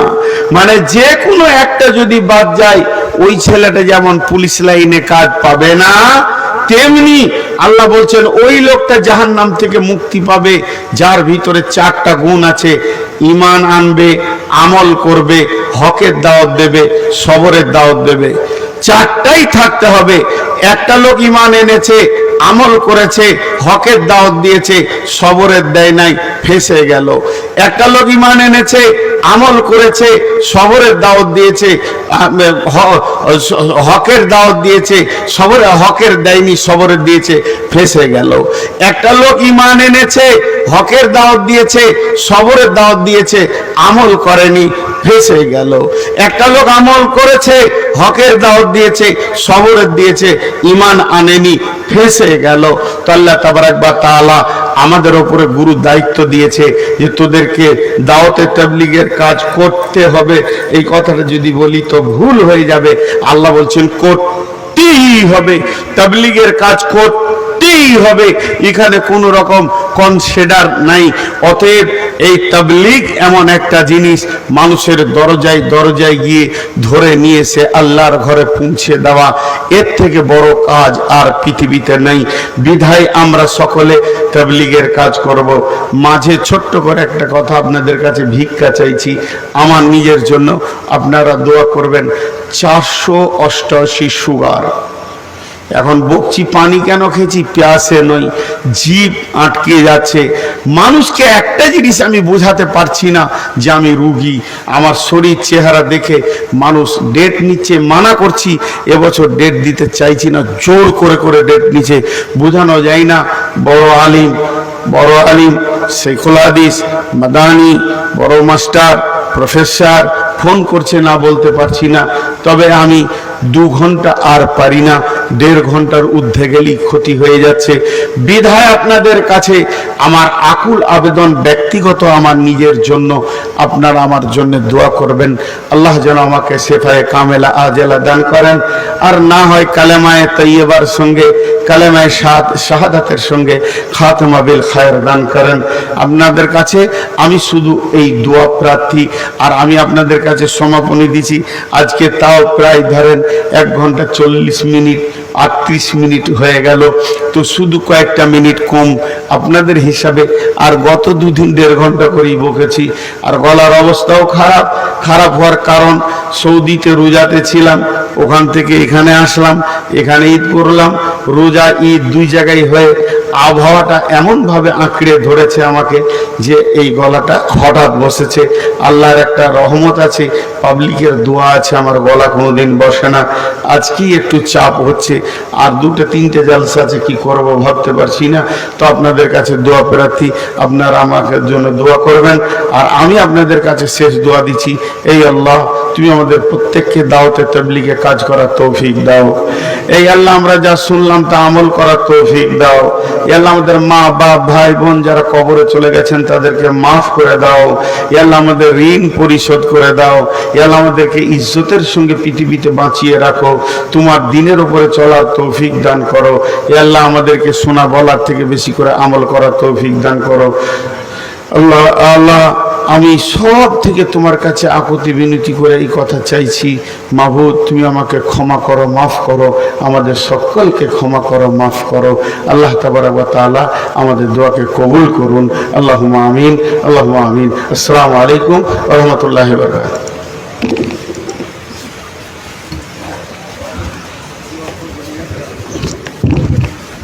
আসসালামু আলাইকুম ওয়া রাহমাতুল্লাহি ওয়া বারাকাতুহু। আপনারা সবাই জানেন যে হাল ধরে আছি আমি। আপনারা একটা জিনিস ভুল করছেন, মজলিস ভাঙার দোয়া হয়ে গেছে, যতক্ষণ না দোয়া পড়বেন ততক্ষণ উঠার নিয়ম নেই। আর আজকাল বক্তারা নিজে নিজে জালসার সমাপনী দিচ্ছেন, এটা ওরা ঠিক করেন না।